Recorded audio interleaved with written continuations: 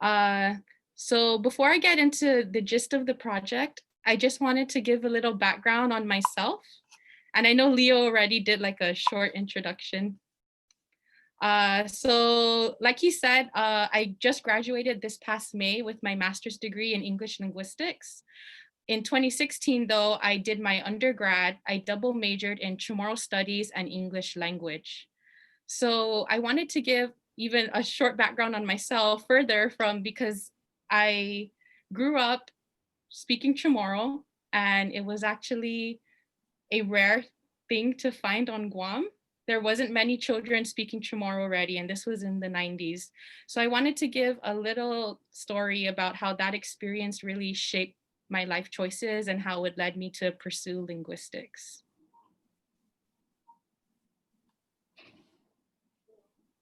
So I am the daughter of Raymond Sanz from Sinahanya, familia in Talo, and the daughter of Sonia Kichicha Subaron from Zotnya, familia in Listu. I was also raised by my maternal grandmother, Felicita Itang Subaron, also from Zotnya. So together, my parents and my grandmother raised my brother and I to speak Chamorro. And maybe to the Northern Marianas, this isn't a big deal and it's commonplace, but for Guam, this was actually really rare. And I can say that I never grew up speaking Chamorro to anyone my own age. It was always people older than me. And it wasn't until high school when I finally met someone my age who could speak Chamorro.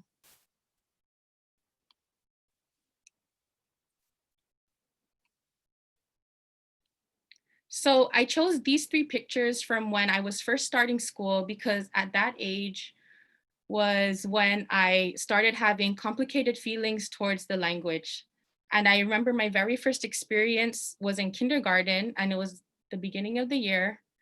And I met my first Chamorro teacher. Sorry, I just need a breather.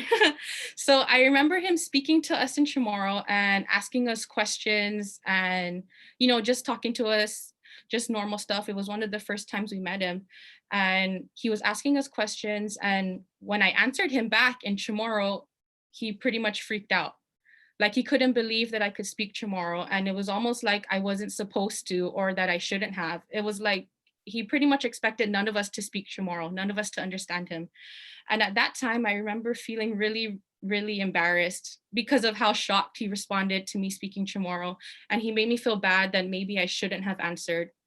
And on top of that, now it was known to all my classmates that I could speak Chamorro. And at that age, at 5 years old, all us kids want to do is fit in. All we want to do is be normal like everyone else. And speaking this language made me different and it made me stand out. So then since then, my bilingualism, I now looking back, I realized my bilingualism was like a novelty. Like throughout my 12 years of school, people were always asking me to perform the language. And it was always, can you speak Chamorro? Speak Chamorro for us, translate this, what does this say? And to me, it really felt like they just wanted a show. They just wanted like a circus act. They weren't trying to like really understand me. And I wanted to share this experience with you all because this is how the Chamorro language on Guam was perceived, where it was rare to find a child who could speak, and it was already expected that children don't speak. And because of these experiences, I became so closed off. And I would always hide the fact that I could speak Chamorro, and I would never speak anymore, only to my mom, dad, or my grandma. And even when family members spoke to me in Chamorro, I would respond in English because I really, as a kid, I really hated speaking Chamorro. Like none of my friends could understand me. So why would I want to use that language with them? I just wanted to be like my friends. I just wanted to be normal. And I felt like speaking Chamorro made me abnormal. And then since then, I created these two like Chamorro only areas and English only areas in my life. And I always kept the two separate.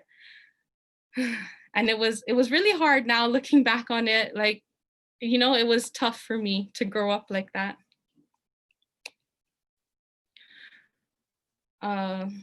But when I started going to UOG, things started to change because I started taking Chamorro classes at UOG. And I went to a private high school. So they didn't teach Chamorro for private high school because it's only mandated for public school. So my last Chamorro class was when I was 11 years old. And then I didn't take another Chamorro class until I was like 18, so 7 years later. But when I took Chamorro classes at UOG with Senora Rosa Palomo, I finally met other people I could speak Chamorro to, and people who could understand me and wanted to understand me, and who didn't just see me like a novelty. And it really felt so good to be embraced. And I felt like I could finally be myself. I used Chamorro socially, and it became like communicative instead of performative. And at the same time of going to UOG, they had just launched the new Chamorro Studies program. And I thought, oh my God, this is a sign from Asaina, right? Like he made this program for me. So being at UOG really broke those barriers I placed in my head between being Chamorro and then speaking only English. And I didn't have to be one or the other. And the more I took Chamorro Studies courses, the more I realized how interested I was about learning the language itself. I went to a private high school, like I said, and so I never learned much about Chamorro.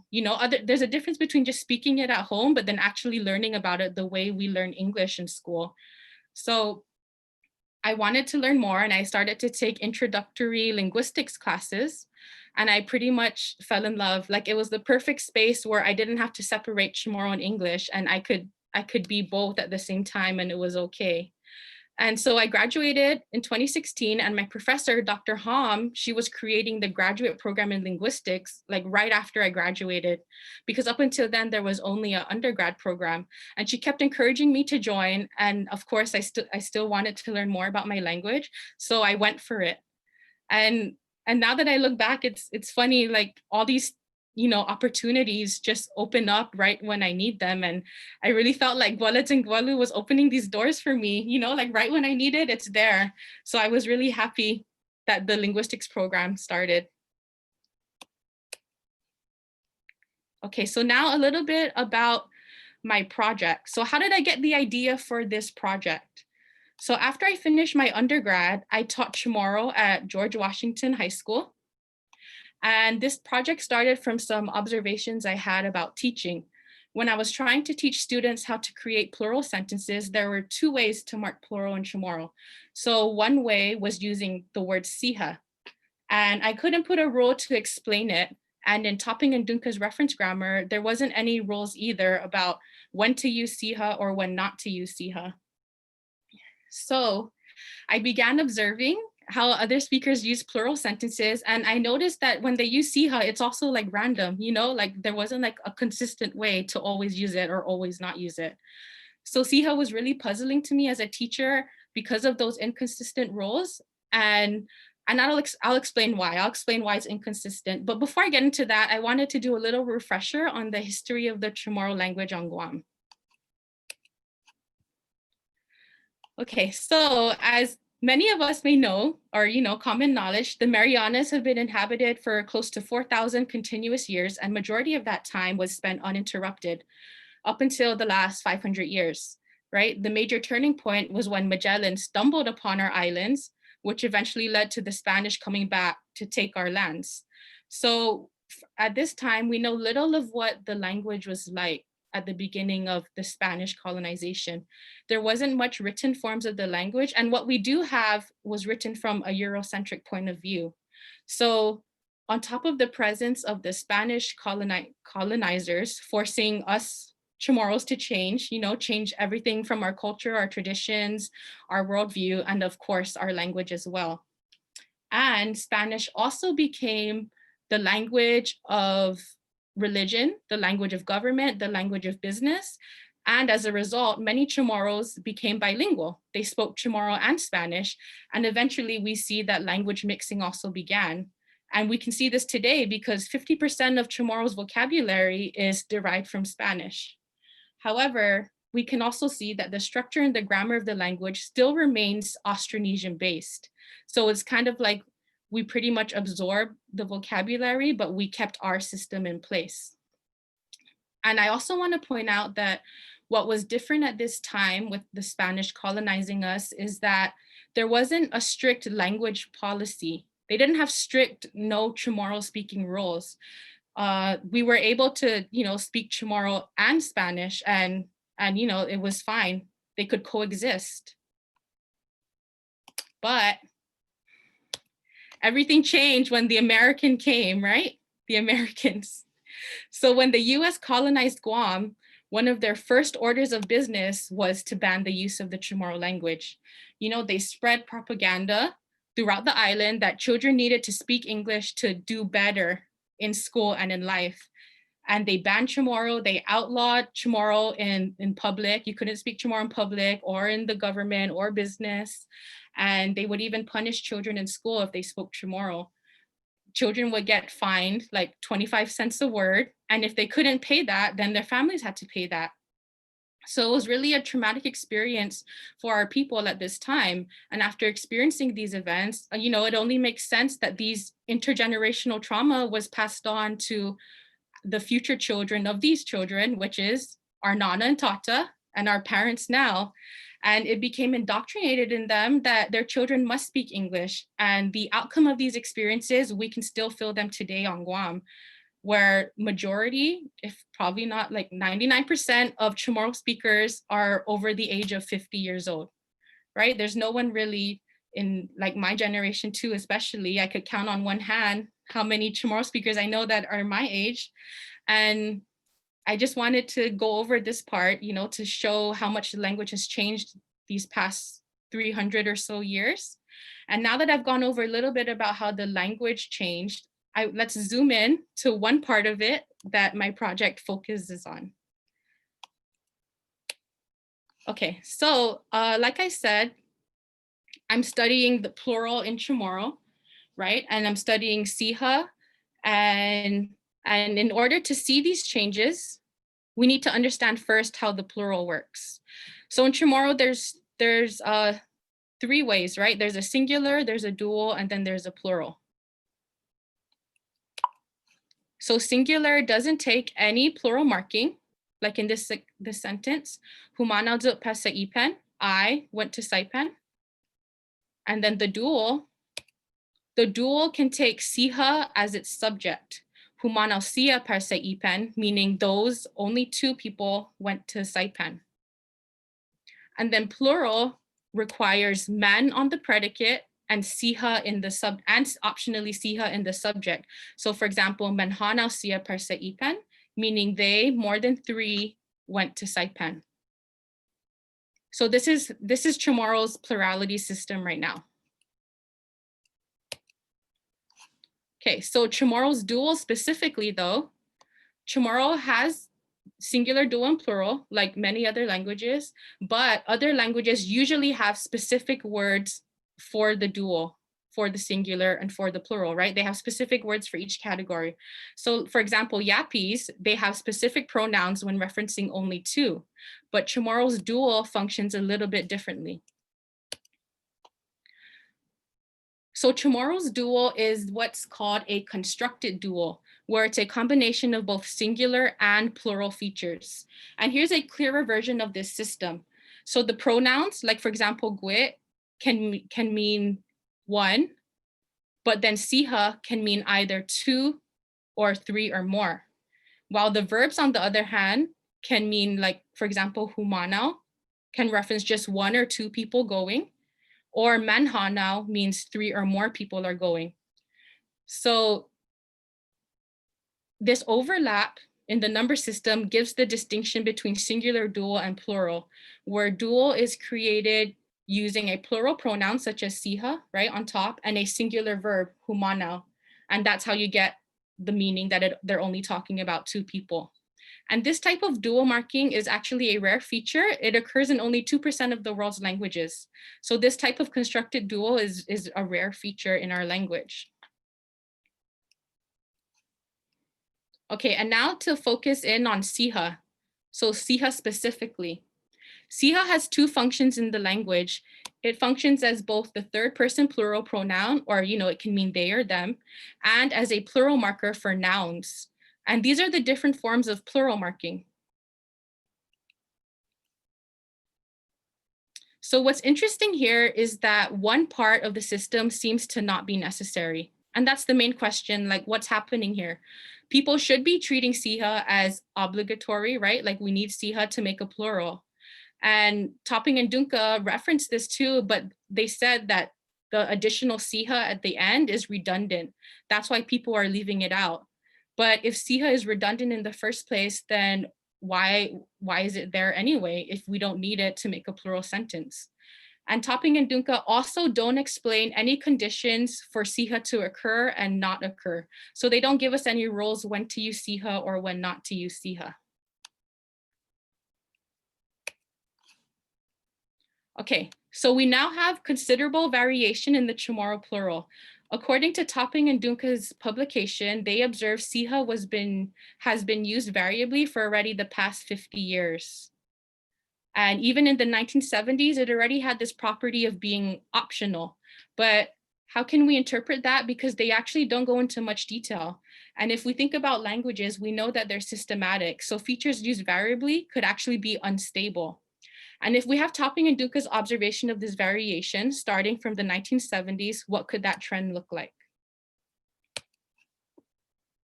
So we could have people using this form 100% of the time or people using it 0% of the time, right?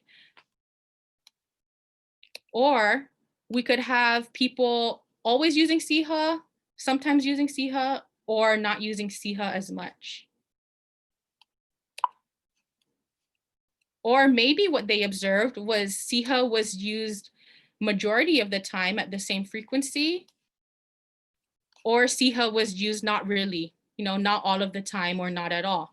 So when they say that it was used variably, it means it could mean any one individual is unpredictable.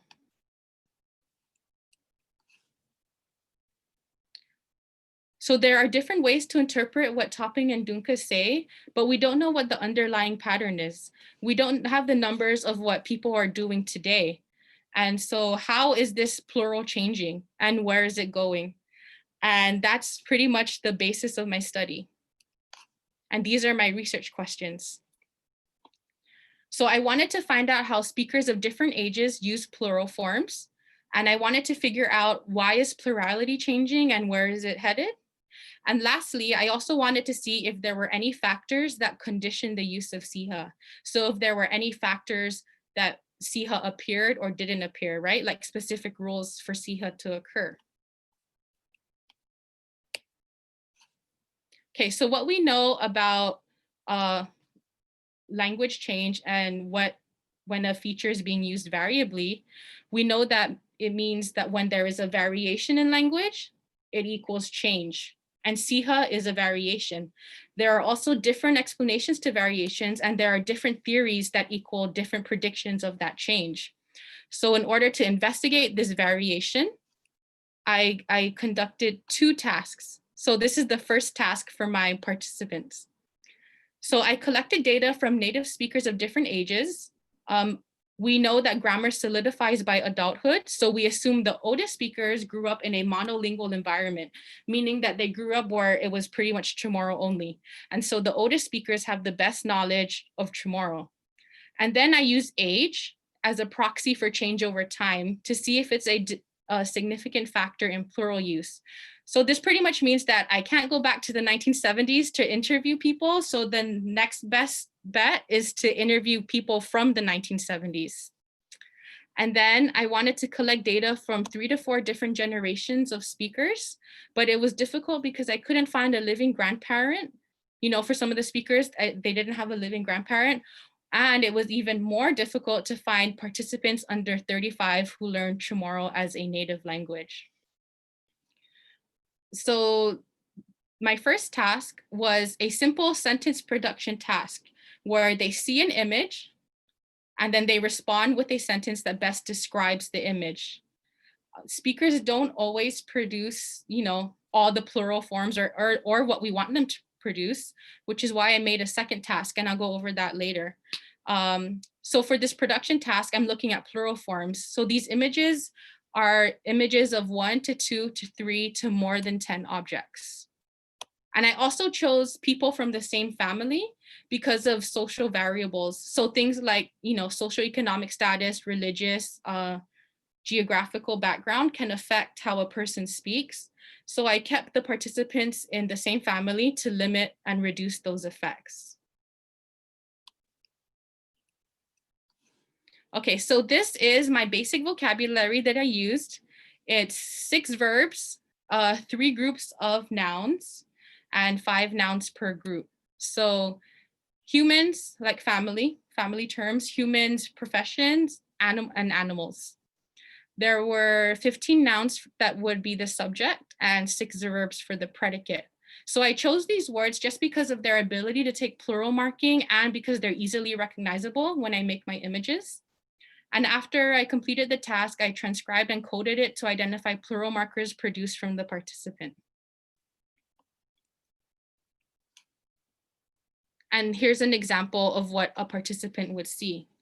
So an image was created for every noun in the list for every number form. So every image had a singular, dual, plural, and a large plural image. So plural was a number between like 3 to 10, and a large plural was more than 10. So I separated these two plurals because of this intuition I had to test for differences between, just a few and then many. The images also had the verbs underneath, so the participants knew what verb to use when they make their sentence. And I also gave them a list of nouns. So it was really constrained so that I could really get the forms that I wanted, where they knew the verb on the bottom and they had a list of nouns and they could only make sentences using that verb and that noun.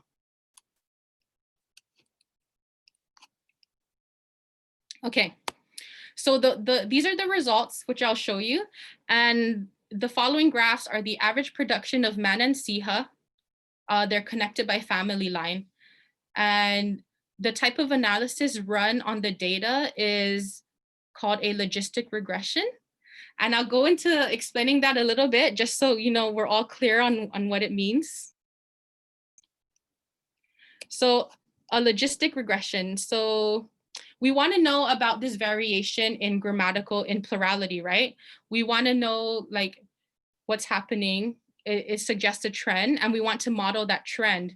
So we can see at any given time, how likely are people to use the feature? How likely are they to use siha or man? But the thing is, the data that I'm collecting is binary. So that means people are either producing the plural form or they're not producing the plural form, right? It's either one or the other. So if we could see all the uses or non-uses over time, it would look like this. And we can't just draw a straight line through that data, because then that would mean people can use it more than 100% or less than 0%. So we can't use a straight line. Instead, so we think of how likely a person is to use the form at a given time, and then we draw a smoothly connecting line, and we get something like this. And this is a logistic function, and it's used in math and statistics. So what I'm doing with the data I collected, I have, some people using it, some people not using it. So I'm drawing this S-shaped curve through the data, and this line is a prediction of how likely a person will use the plural form.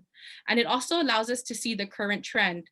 And since the trend shows us how things are changing, we can extend this line way back further, and we can see how things were back then, and further ahead to see where they're going. So this is what a logistic regression is. So now we'll first see we'll see siha and man use in the singular. This is just to get a baseline of speakers production, and then we'll look at the entire system. Okay, so we'll look at the most basic parts of the system. So in the singular, people shouldn't be using any plural forms. And we can see that they're not, right? There's no plural forms when they see a singular image. So the left side of this graph, and for all the graphs, will be the percentage of plural use, right? So either never using it up to always using it. And then the bottom here is the age. So we start from the oldest and then we go to the youngest.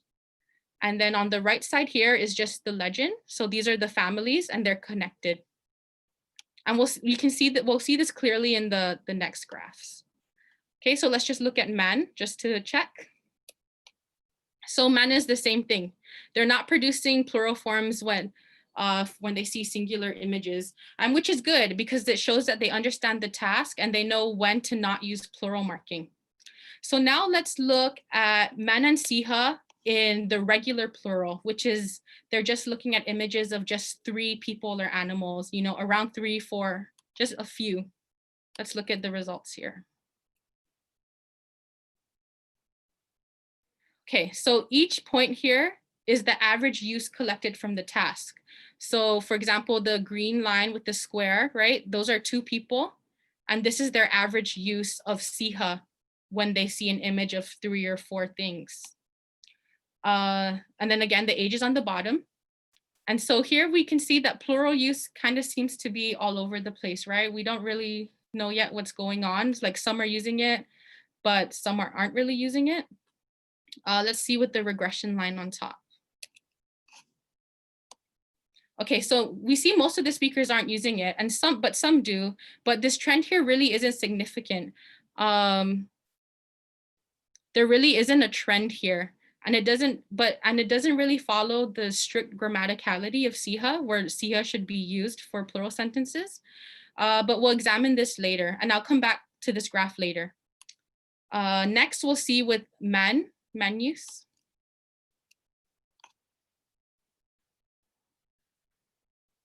So here we can see there is a noticeable greater incidence of man use, but what's weird here though, right? On the left side, the older people, they're using man a lot.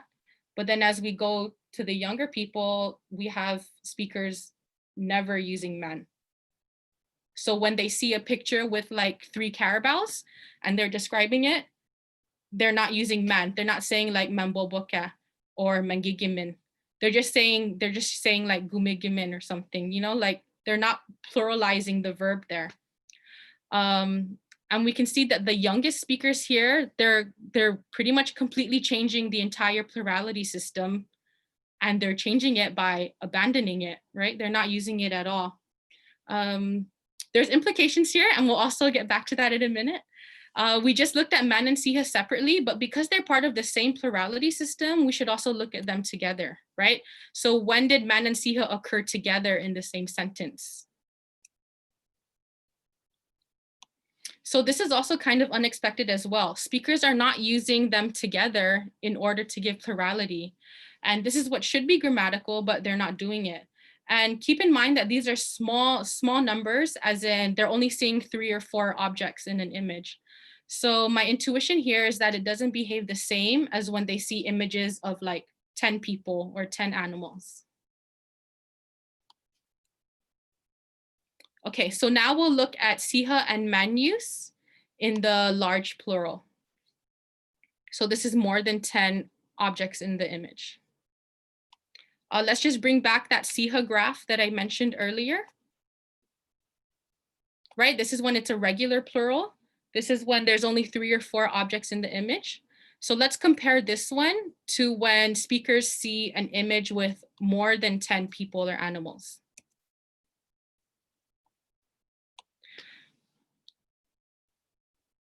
Do you see that difference? Right, it's all the way up here. They're using it way more when they see pictures of groups of 10 or more. We see that the older speakers are fairly consistent with using it, right? And then it's higher than when they only see images with 3 people.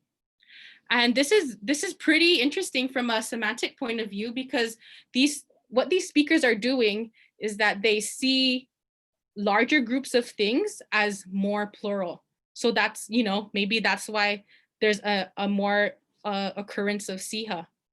And in Topping and Duca's grammar book, they say siha is used to form a plural, and speakers are doing that to some degree when they see just 3 or 4 things, but they're mostly using siha when things are very plural, when there's a lot of things that they see. Let's look at the man large in the large plural.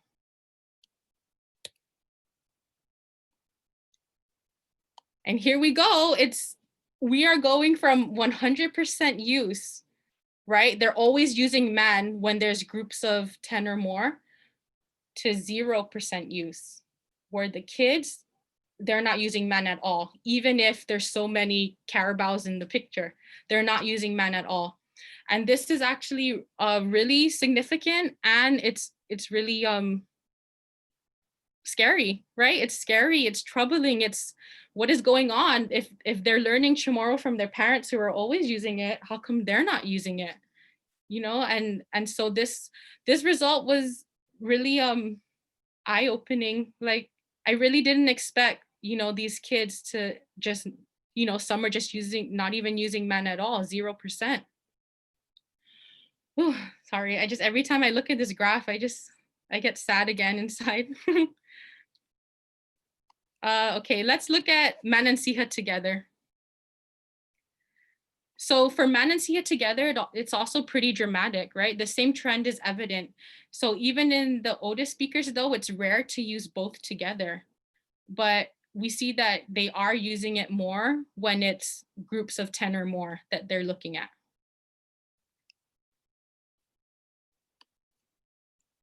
Okay. So we looked at singular, we looked at plural, and we looked at large plural. So let's look at the in-between, right? The dual. This is the constructed part. The dual exists because of the singular and plural, right? It's defined by the existence of those two number categories. So it's theoretically, it's the most fragile part of the plural system.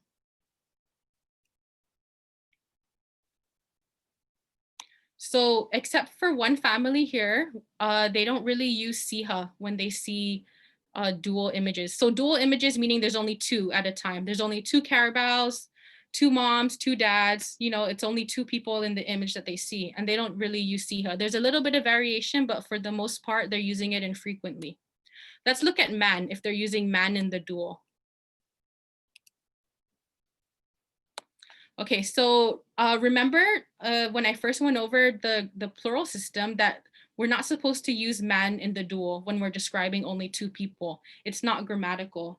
So this result is really interesting because we have this middle age group that they're using man to describe two images when it's ungrammatical.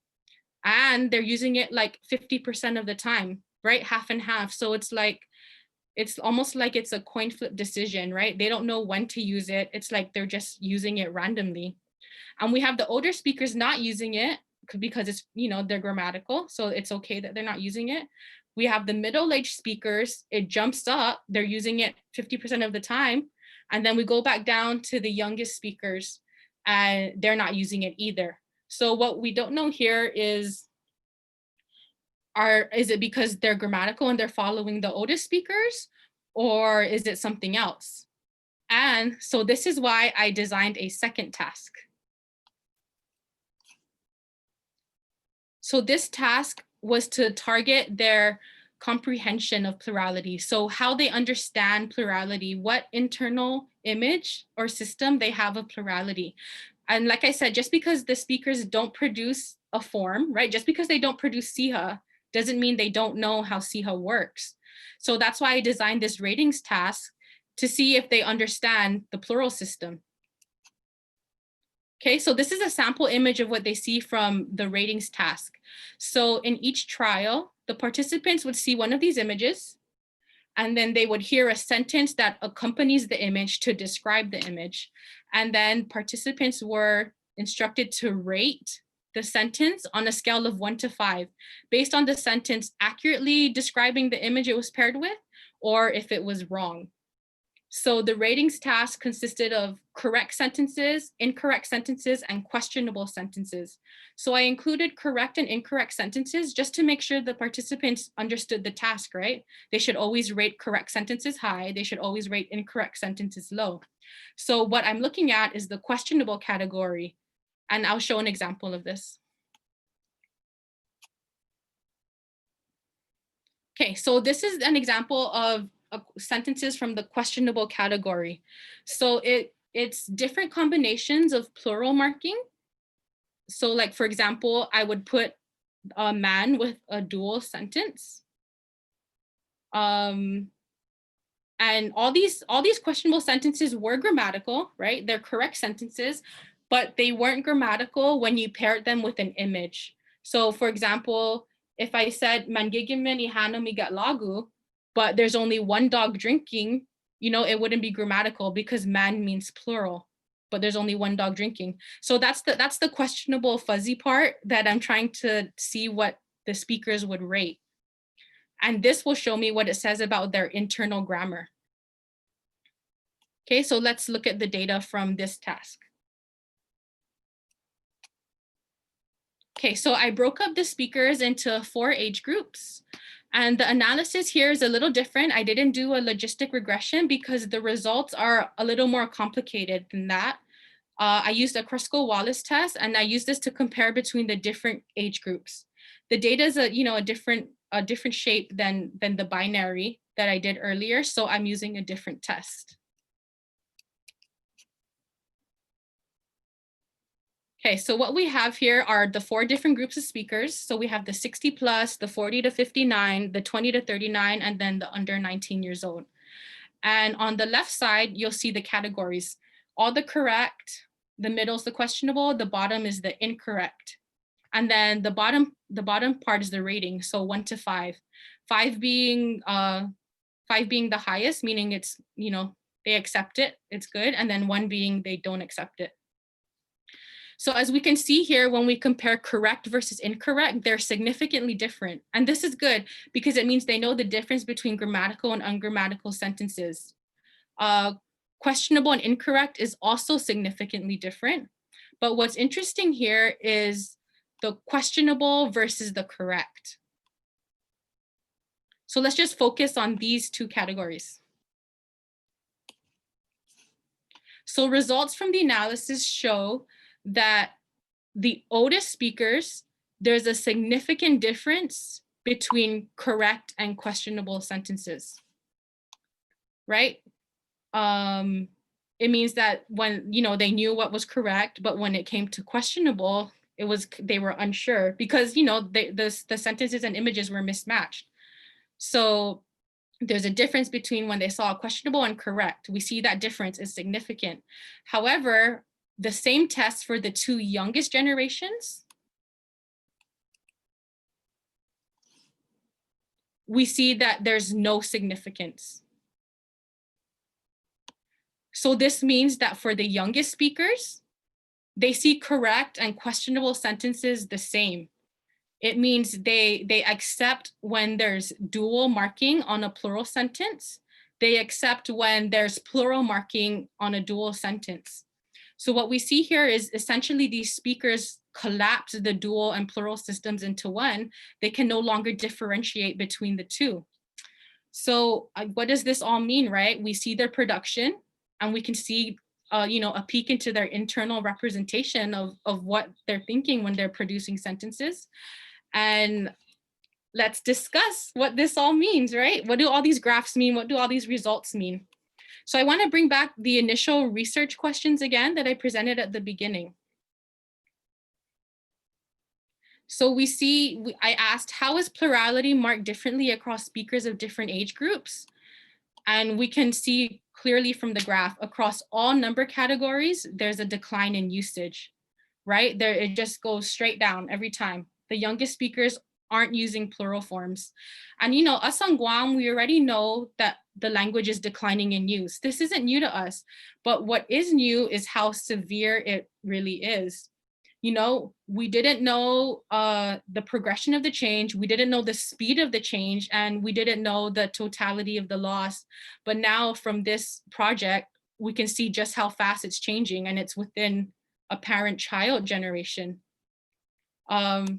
And like I said, when I saw the first graphs, which I hate looking at because it's really heartbreaking, right? To see that, these kids, they're going to grow up and it looks like they're not going to use plural sentences. They're not going to mark plural when they speak.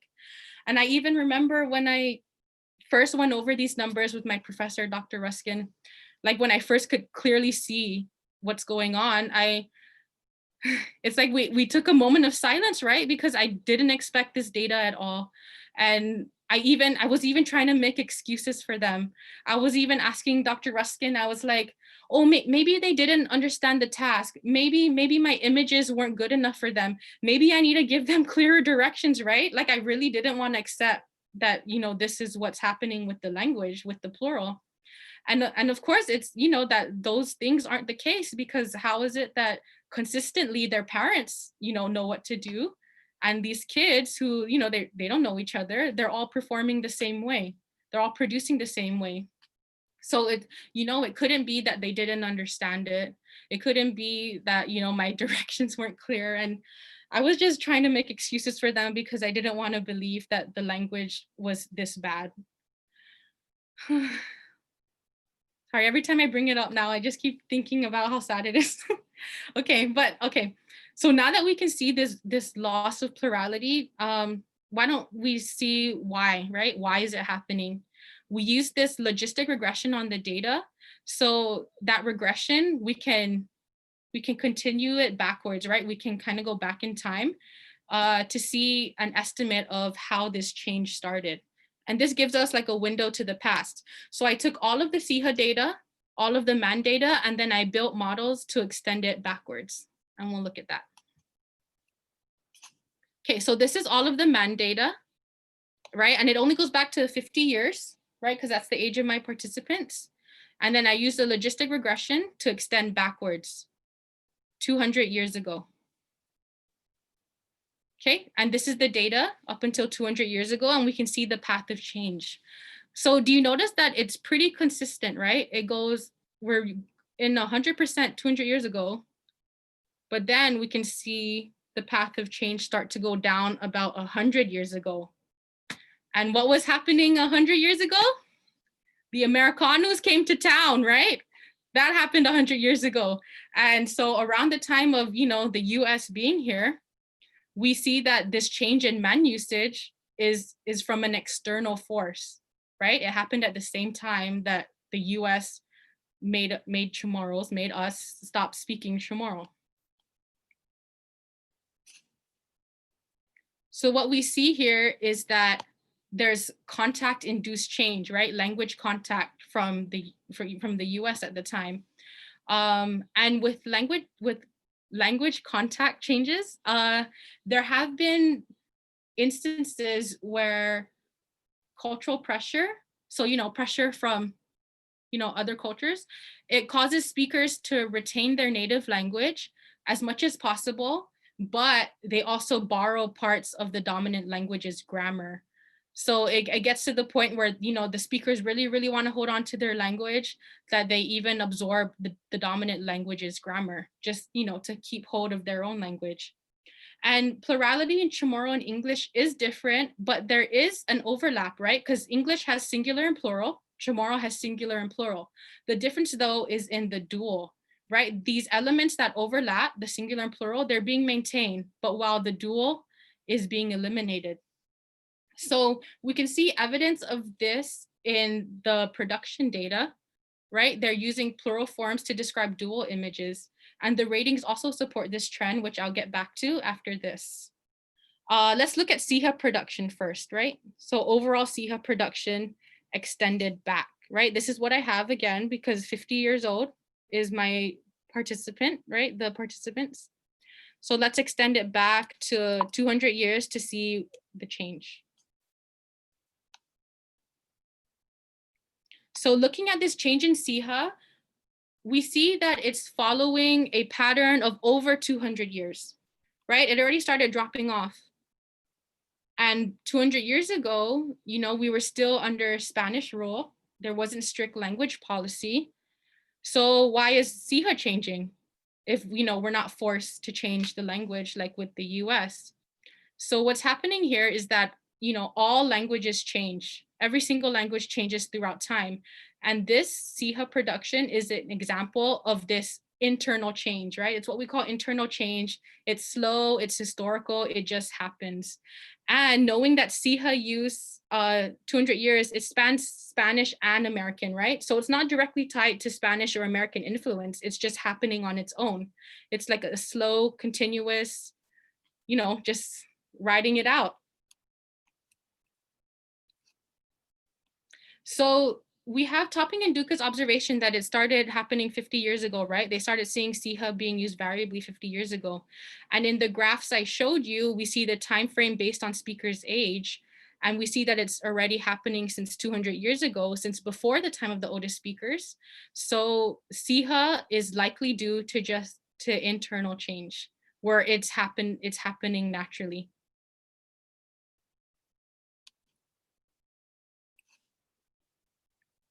Okay, now let's look at the funky data, the weird data that's happening with the man and the dual.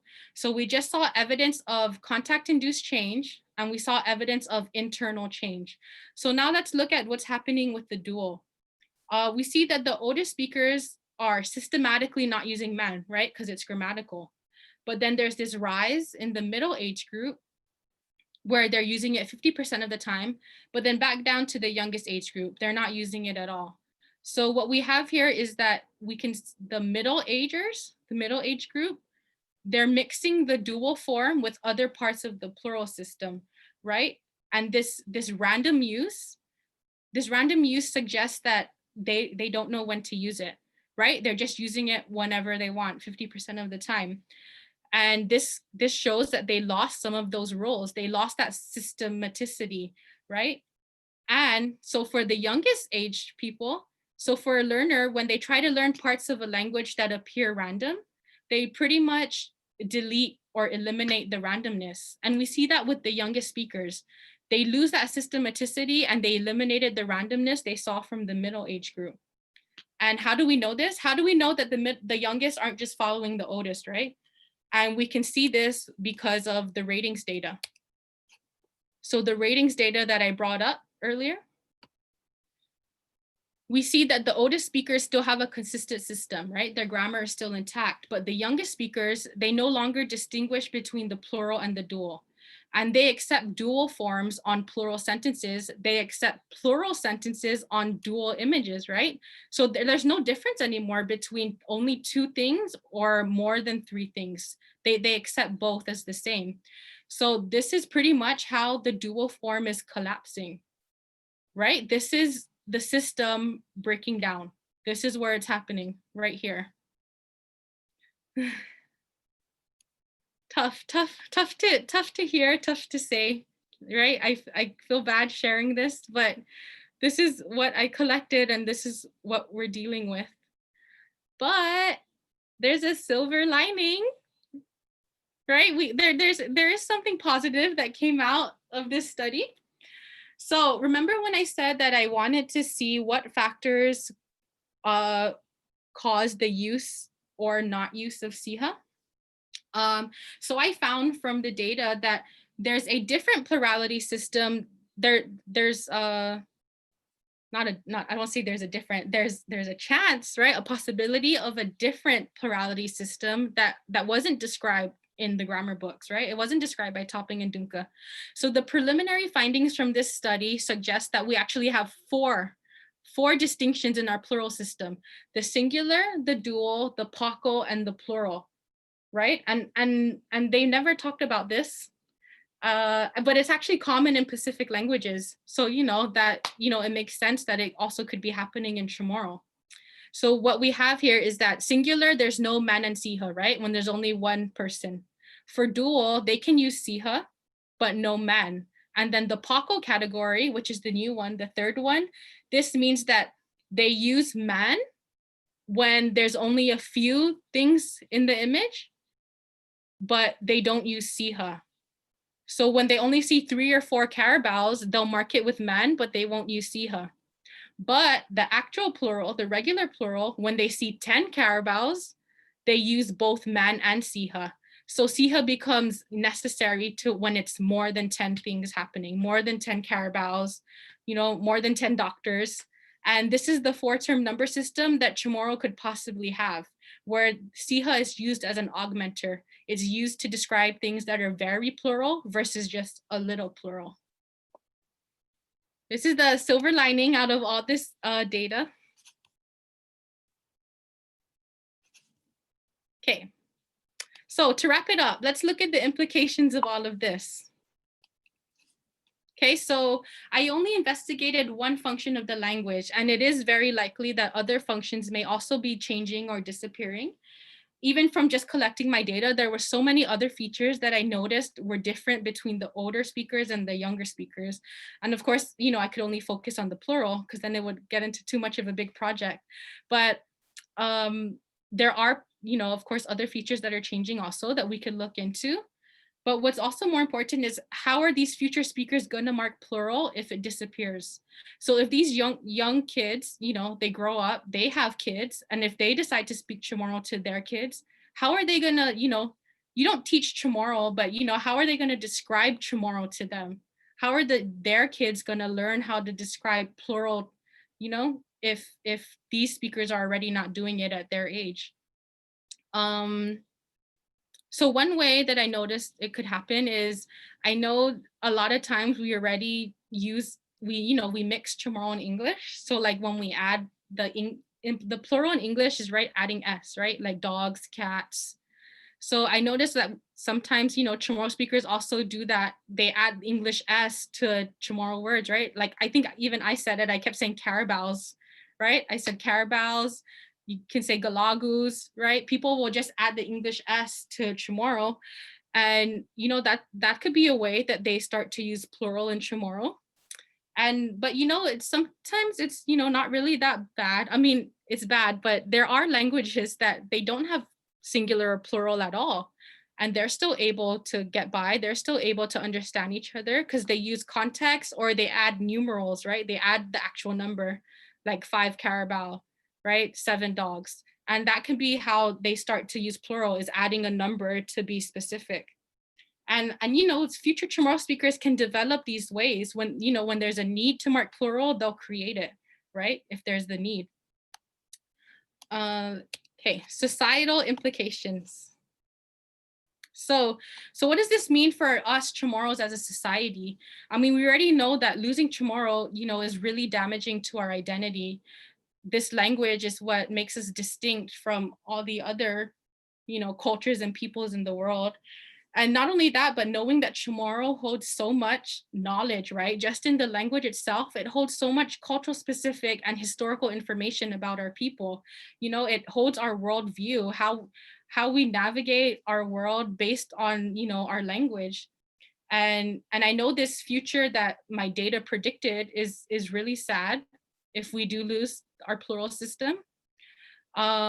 But in spite of all of that, we do still have Chamorros still practicing our values and traditions. We're in the middle of, I don't know if we're in the middle of, but I know we always talk about the Chamorro Renaissance, right? That started with Nashon Samoru and bringing back Chamorro dance, or restarting Chamorro dance, recreating Chamorro dance.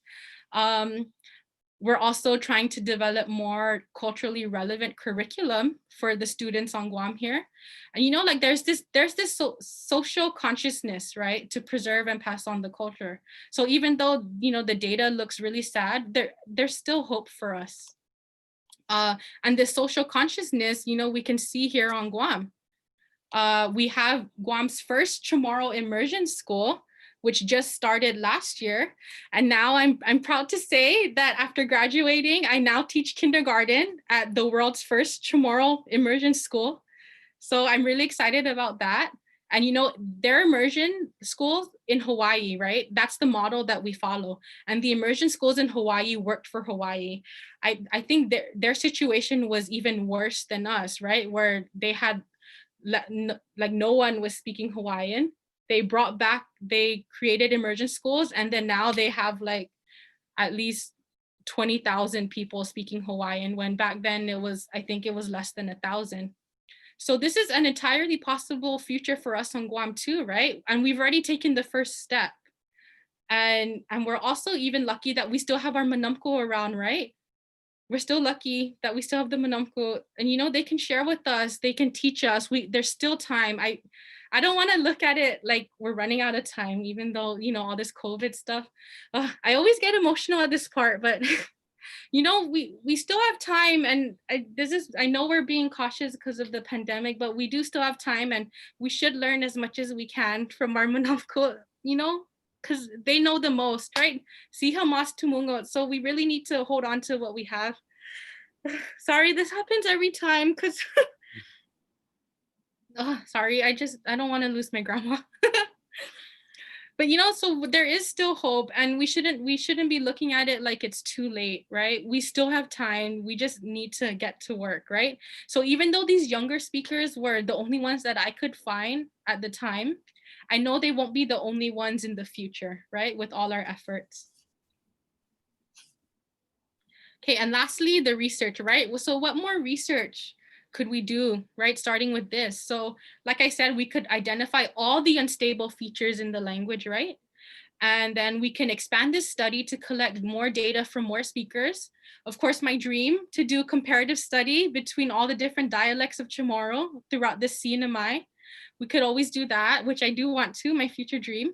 And then we can also even look at historical documents of Chamorro, right? Just to see how the plural really looked like back then. And we can understand this change in plurality. So there's so much more we could do. And this is only the first step. Sizos Masi. Thank you, everyone. Thank you for attending my presentations. Sorry, I just got like after that. Sorry. Okay. Una, thank you so much. That was really fascinating. I learned a lot. And we're coming close to the end of the hour. I think we can squeeze in 5 or so minutes, but I want to give the audience or you an opportunity to hear some of the questions from the audience, and if you can, try to answer them. So let me double back here. Okay. Okay. He's got a lot of commendations in our chat for a wonderful presentation, inspiring. We have someone who asked if this phenomenon is, if it only affects families on Guam. So yeah, so that's the thing, is that my participants were, they're all from Guam. So I don't know what the situation is like in the CNMI, because of course they speak their own version of Chamorro. So we don't know what's going on there. I would love to, do this study there. I would love to go to the CNMI. So right now, according to, my project, yeah, this is just a Guam-based, the Guam-based of Chamorro speakers. And then we also have another question here. Any movement to standardize the plural construction in Chamorro? Well, since this study, I feel like standardizing, it always has to go through the commission, right? The Commission y Fino CHamoru. So if it were to standardize, it would come from them. I mean, we haven't even standardized orthography yet. So so this is like on another list of things we should standardize. And since becoming a Chamorro teacher, and since this study, I would use this in my class, right? To teach the different plural to make sure that, it stays strong. All right, so here you see your Professor Ruskin weighing in to say in the CNMI, Dr. Ching suggests it's also happening, this phenomenon, but maybe 25 to 50 years behind. Oh, it's also happening in CNMI. Yeah. But 25 to 50 years behind. So also audience members, if you want to ask a question and you'd like to speak, let me know by raising your hands. I'm monitoring the participants just to see if anyone would like to chime in and actually say their question. As I'm sort of waiting for others to chime in, I do have a question for Una. You, in an earlier slide, you approximated that 50% of the Chamorro language is derived from Spanish. And it wasn't clear to me listening whether you clarified, whether man and siha come from the Spanish language, or do you know if it comes from the Spanish language, or is that is man pre-Spanish and siha is derived from Spanish? So from my research, man and siha are both indigenous, right? They're both Austronesian. We see a similar plural markings in other languages that sound like man too. So that's how we know. I know in Tagalog they have something, I don't even know how to pronounce it, so I won't, but they have MGA. I don't know how that's pronounced, but that's how they mark plural, and their plural functions the same way man does, right? So they occur in the same places. With siha, it's actually derived from the pronoun, right? They or them. So I don't know, that's another thing to look into, right? How did siha go from meaning they to now being used as a plural marker? But we know it came from the pronoun. So, we can say that these are indigenous words. All right. Okay, well, we've passed the hour mark. Thank you so much, Funa, for sharing your work and for your contributions to our understanding of the Chamorro language. Si Zeus Maasi and Giliso, to our audience members joining us today. We ask that before you sign off or before you close your browsers, that you take a minute to complete a survey that should pop up on your screen at the end of this webinar. You can learn more about this event and other presentations sponsored by the Northern Marianas Humanities Council each Friday as part of the Sinamai Humanities Month. They're on our website at www.nmhcouncil.org. And I do have to say that this project was made possible by support from the National Endowment for the Humanities. Any views, findings, conclusions, or recommendations expressed in this webinar do not necessarily represent those of the National Endowment for the Humanities or the Northern Marianas Council. Take care, everyone, and stay safe. Adios. Adios.